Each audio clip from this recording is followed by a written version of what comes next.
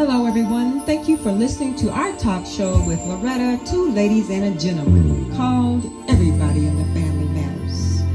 We're on every first Monday at 10:30 a.m. Pacific Time on KCEP 88.1 FM. We get to the ROOT by resolving our own troubles.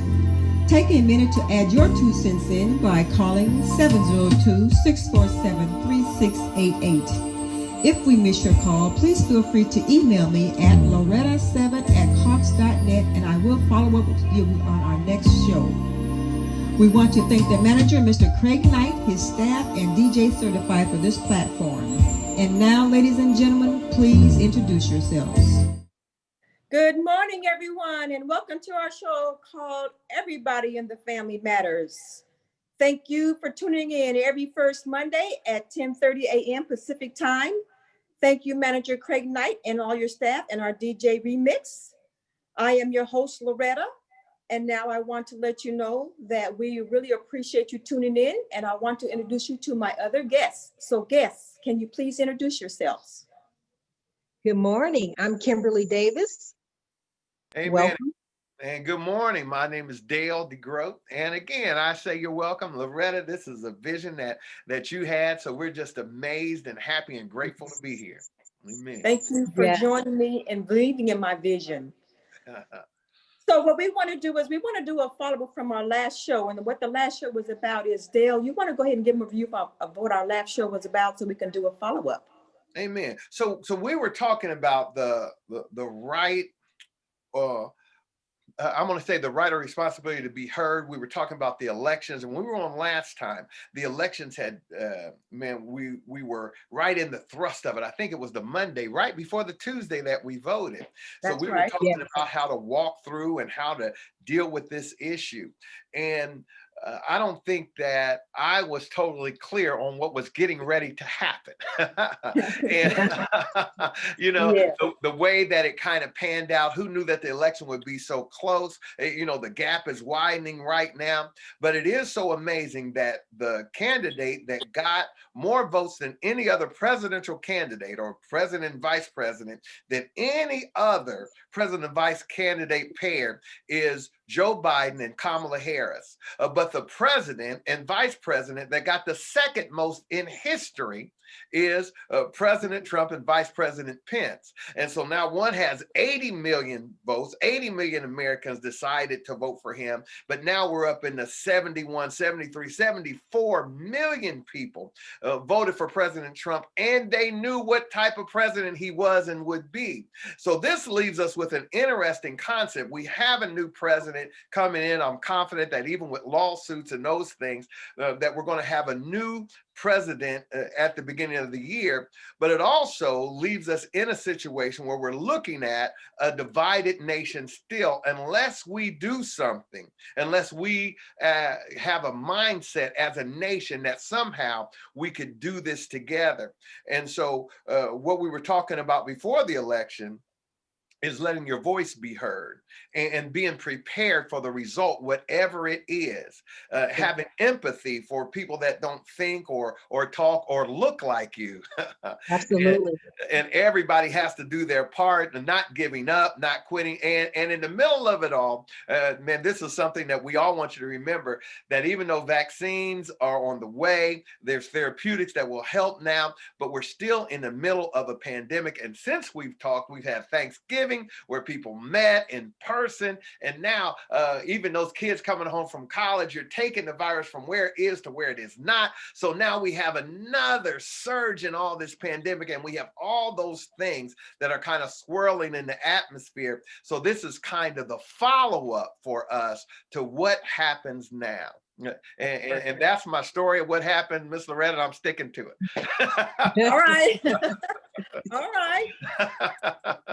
So what I think is going to happen next for me is I want to let this radio platform also be a resource for things that everybody in the family needs, things that we can do to help our community. So I want to start establishing relationships with people that have expertise, certification in helping us resolve all of our issues that we are concerned with, and then get in touch with some of the people that we nominated into office so that Yeah. we can get them to come on the show as guests and explain to us how we can help them help us resolve our family issues. Amen.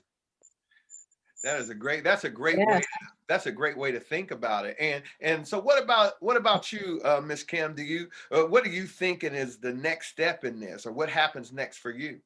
Well, the next step, I think, is for everyone, our communities to get involved, and with us getting involved in our communities as well, because, you know, November 3rd, the last election was not the finish line. We still have much to do. We still have elections coming up in other states. And for me, I would get involved with when the next elections are for our state and what those elections are, who they're for, what are the like the platforms, you know, and then also communities just get involved, and people that have platforms like us, our radio show, you know, get more involved in the community. Amen. Amen. You know, and I think that is so powerful. And I do think that we do have to still get involved. And I like what you just said. This is not the finish line. Really, this is a starting point because Yeah. we still have so many different things to deal with. And I don't know, I imagine that this is even tougher, what I'm going to bring up now. In Las Vegas than it is in Ohio. In Ohio, in the small city I'm from, we have a homelessness problem now. And we already had a housing issue before the pandemic that we just didn't have the space. And when COVID came in a place that could hold 709 people, they had to close that place down because it was all this open space, kind of communal living, kind of dormitory style sleeping. So you were all kind of living in there in that closed space. But because of COVID, they had to change that model. And so they had to try to move as many of those who were homeless to different places, to hotels. And, you know, the hotel industry had dropped off, which, man, because you guys are in Las Vegas, I'm just imagining what that must be like. But now the issue is that there's just no place for them to be. We have, and this is a small number because it's a small city compared to other places, but we have 146 people being sheltered right now, 57 families. And we also have 218 people on the waiting list to try to get sheltered. And it's no longer just one person that's homeless and they're trying to make it for themselves. Now this is families. And this is also not the unemployed, but it is people who are going to a job every day. And when they go home, they're going home to their cars. So in this, we have to be sensitive, not only to what happened in the election, but what's happening in the pandemic, what's happening to the homeless, what's happening in society. And as the Bible would say, we have to be prepared to reach out to the least of these. Amen.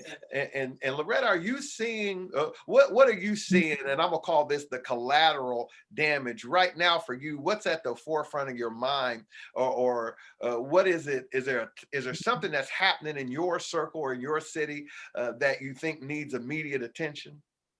I'm glad you asked me that, Dale. As a matter of fact, when they first start talking about, you know how they talk about these evictions and then they gave an extension. Well, that's getting ready to expire. So my immediate concern is all those people that are going to be evicted. So I have already contacted a couple of people. And the good thing about this radio program, the talk radio shows, there are a couple of people that come on this talk radio show, and I got in contact with some of them, and I want to address the evictions. How are we going to handle those who are going to be evicted immediately? How are we going to help them?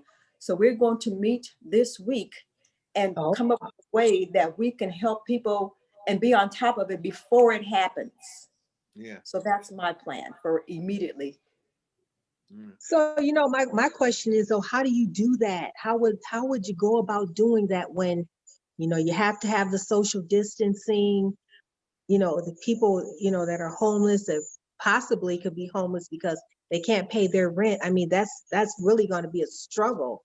I mean, how would you go about doing that? Well, and what's so interesting, and plus Loretta, I'm gonna throw it back to you here in Springfield. The first thing I thought of, well, let's raise money, and our governor here, Governor DeWine, even though I didn't vote for him, I still like the guy, but he's been sensitive to this pandemic, and he's been he's having problems in his own party. He's a Republican because. The way he shut down the state, I believe it saved lives. But you would think that what you could do is just go and pay the landlords, because remember, that's the other side of it, that if a person has property and that's the way they make their living, and now we have a moratorium on evictions. So now how do those property holders, how do the landlords make it through here? And I think you have to give them a subsidy. You have to give them assistance. Yes. You have to pay the rent for the spaces so that they can exist, so that they themselves won't be homeless. And so we have to look at it that way. The problem in Springfield is an interesting and unique challenge, is that there's just not space for the people. I said, well, can't we go in, and with the funding that we have, can't we go in and just pay the landlords to let these people back in? And they said, well, no, because those places have already been rented out. So our problem in Springfield, Ohio, is just not having the space, nowhere to put them for any amount of money. And that's interesting. But the question is, are you seeing a kind of solution or something for that, Loretta? You said that you're getting ready to meet about that, but what do we think? So I think once we meet the people who want to be a part of it, and let me put this invitation out there right now. If there's anyone who has expertise in this area, please call me on 702-492-6670. Again, that number is 702-492-6670. We need all the help that we can get, but immediately I have 3 of us who are willing to dig in and find, again, who has expertise in those areas, including the candidates that we've already chosen into office and the new ones that will be chosen into office, to see how we are going to handle it. Yeah, amen. That's great. Yeah, that's great. Yeah, and I think that's the crowd for help, and I appreciate the humility of it, because even with what we're dealing with on this end, we're asking for people that would have expertise. I know that 9/11, my background is in music and traveling, and it's amazing that after 9/11 happened, we went to a military base, kind of as part of what they call MWR, Morale, Welfare, and Recreation, and we were performing for the troops over there. And we were in the Indian Ocean in a military base there, and we were housed in the military barracks, but they had 5,000 or 6,000 soldiers that they couldn't house. And what they did, and the military is good at this, what they did is they built what they called Tent City. But the tent city that they built, now this is a tropical temperature place, but they built tents, but the tents had air conditioners, refrigerators, electricity. They had a way to mobilize. I don't know if you guys remember that show MASH. Remember MASH a long time ago? And so in MASH, even though they were in tents, the tents were cooled and refrigerators and MASH, whatever they wanted to do. But they were doing things like that. And maybe now there's a way to do this. We thought about those FEMA trailers, and maybe that is what we need. And I wonder too, Miss Loretta and Kim, I wonder if that kind of thing might be the solution for those types of things. But amen. That's a great idea. I never thought about that, Dale. And that's why I say everybody's input or whatever you want to bring to the table, just bring it, because we can brainstorm and figure this out. We don't have a choice. Amen. Amen. Absolutely. I think that's a great idea. Yeah. Dale. Yeah. And so now, even as we move forward, the vaccine's on the way, and I know people feel a different way about the vaccine. Now, we know that the vaccine by itself is not going to cure this, because we're still dealing with a surge. And if we had a surge from Thanksgiving, now we're going to do Christmas. And if it's hard to tell people, please don't meet for Thanksgiving, please don't eat that turkey, or eat anybody else. I see you, Kim.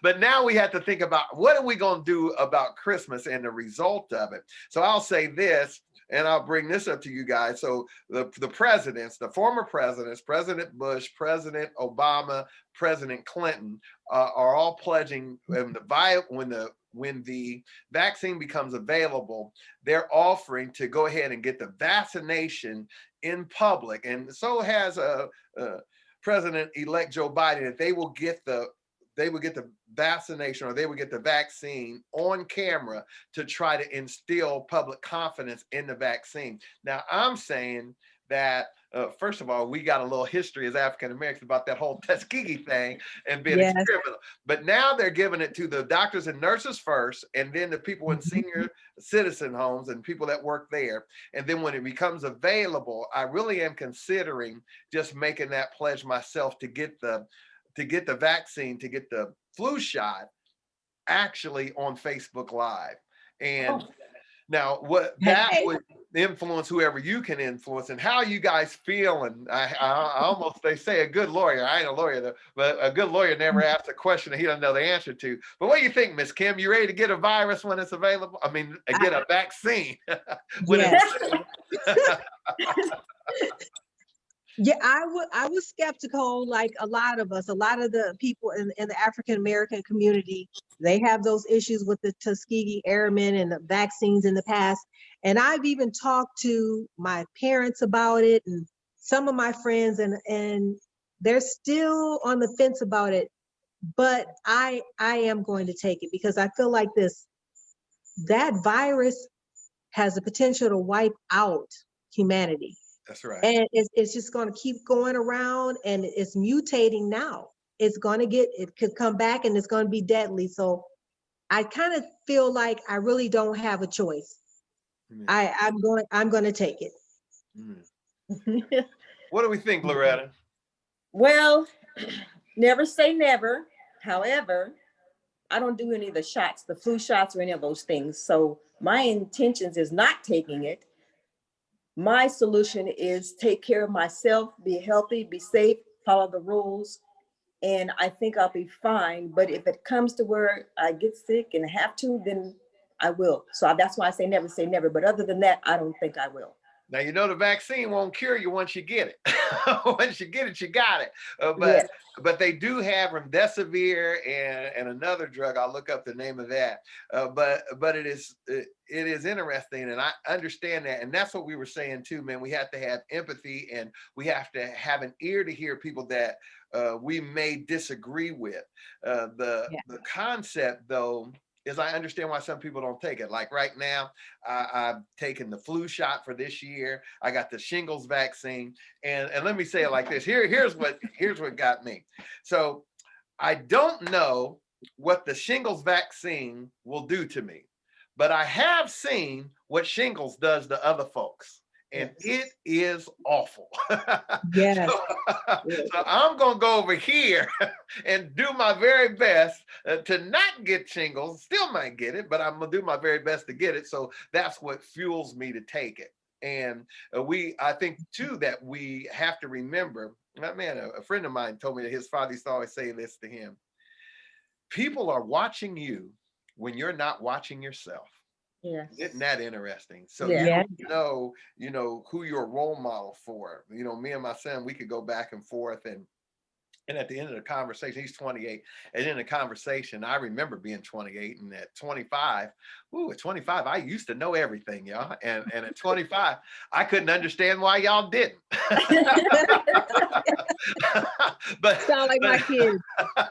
But in the end, you know, he'll come back and we'll talk about something. And I don't think that conversation was effective, but he'll come back the next day and he'll say, well, Dad, you know, I heard what you said. I listened to what you said. I listened to everything you say.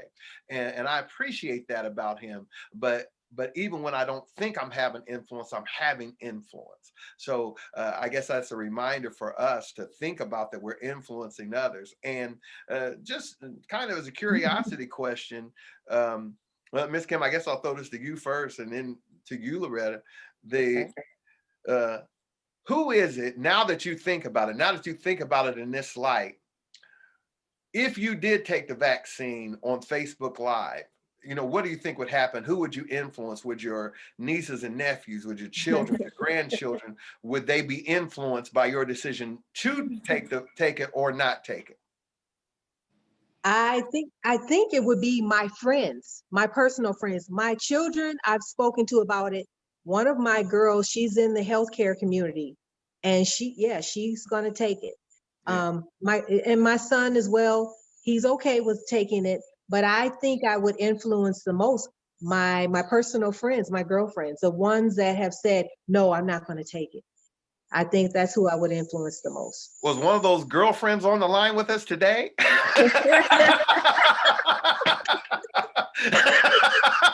gonna send her this link because she's on an on-call meeting right now. So what do you think, Miss Loretta? Who do you think that you taking it or even your decision not to take it, who do you think that would influence? Well, I would educate my family, since I have such a huge family with the 6 children, the 30 grandchildren, and the 18 great-grandchildren. I'd have to at least educate them and let them make the decision themselves. As far as influencing someone, I would hope that everyone would do their own background and their homework to find out if it's something that they do, and leave that decision up to them. Amen. Amen. You know, that's interesting. I appreciate this because Kim, it already sounds like you've had these conversations with the people in your sphere. Let's call it in your sphere. Yes. You've already had that conversation, and we've kind of talked about it as well. And you know, that is an interesting thing. It is a personal decision, and I think the thing that we bump up against a lot, I think Americans, first of all, Americans, period, you know, we don't like being told what to do. And our history is, if you try to take our money without giving us a say so, we turn over some boats and pour some tea in the harbor and start killing folks. That ain't gonna work. And you know, for African Americans, our history, you know, that whole slavery thing. So we don't like people, you know, telling us what to do. So we want to make this, I guess our best opportunity is to make it a choice. And Ms. Loretta, I think I hear what you're saying is that you would educate them and kind of put out the facts as you know them and kind of influence people to make their best decision. Is that what you're saying, Loretta? Amen. That's exactly what I'm saying. Yes. So would you then, do you think, and I'll come to you, Loretta, first before I come to you, Miss Kim, and this is going to be thrown in your corner too. Somebody that disagrees with you, would you try to convince them to kind of go your way? Like, it's unique for you, Miss Loretta, because you're saying that you haven't been taking them, probably won't take this one either. But would you try to convince other people not to take it, or would you kind of let that go? Well, the only way I would swing towards convincing them to take it is, so again, I'm blessed and I'm very healthy. Unfortunately, my children and grandchildren are not as healthy as they could be and should be. Yeah. So again, I would have to leave it up to them, because being that I know I'm as healthy as I am, I'm not worried about it. But I have to admit, I would be concerned about some of them who are not healthy as they should be, even though they're younger than me. Yeah. So what do you think?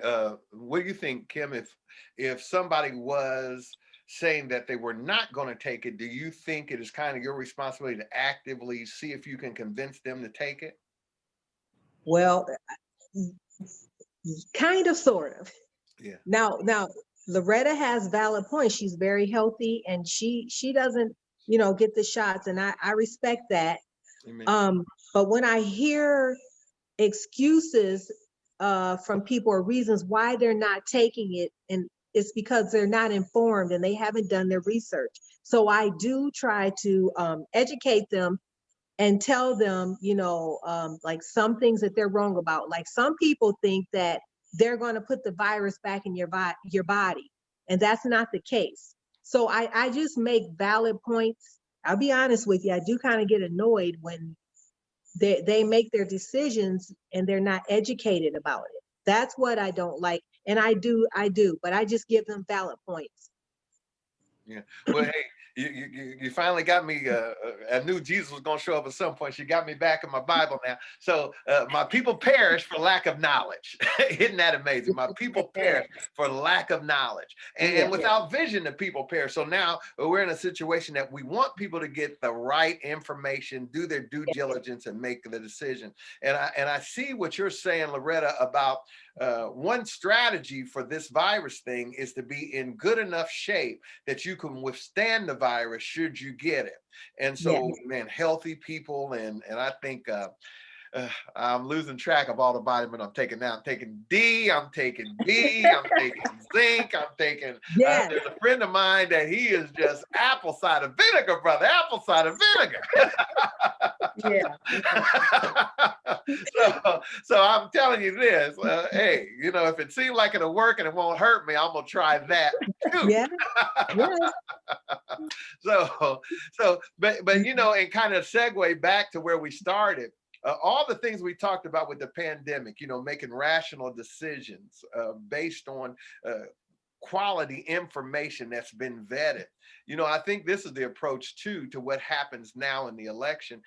I think it's ironic, and I wonder, I know we have a listening audience out there. Isn't it ironic, ladies, to think that the same president that is saying that the election is rigged, trying to get the people in Georgia to vote in the election that's rigged. And rigged, and if it's rigged, then how come he lost but other Republicans won? And as if it's rigged, then it get rigged for them. So, you know, when we think this thing out, you know, I heard the guy say this once. He said, I'm gonna tell you like my Aunt Ruthie said. My Aunt Ruthie said, he said, this smells funny and I'm not gonna eat it. Don't trust it. Yes. If this don't sound right, hey, it probably ain't quite right. Yes. Amen. Yes. All right. So I see we got about 4 minutes to wrap up. So Loretta, I'm putting this back in your hands. Is there something that you want to hit on before we go? This is your show. And I see your picture. Look at your picture on the wall behind you. Yes, thank you, Dale. Yes, I just want to let everybody know once again, if you can help with the situation that we're trying to resolve for our community, our generations, please call 702-492-6670. We would like to get everybody involved. Please don't think your information is too little or too much. It all counts and it all will help. I thank everyone for tuning in and joining us again. 88.1 Manager Craig Knight and the staff and DJ Remix. Thank you for all your help. Mr. Ray, thank you for your help. Kim, Dale, Shirley, thank you for your help. We love you guys and may God bless you is my last words. We gotta push back, push back, push back, push back, push back, push back, push back, push back, push back, push back, push back. We can defeat corona. You gotta wash your hands. You gotta rub evenly. You know it's time to take a stand. You gotta wash them thoroughly. So please don't touch your faces. Stay out of crowded places. Clean up all personal spaces to try to limit new cases. You gotta push back, push back, push back, push back, push back, push back, push back, push back, push back, push back, push back. You gotta push back, push back, push back, push back, push back, push back, push back. You gotta push back, push back. We can defeat corona.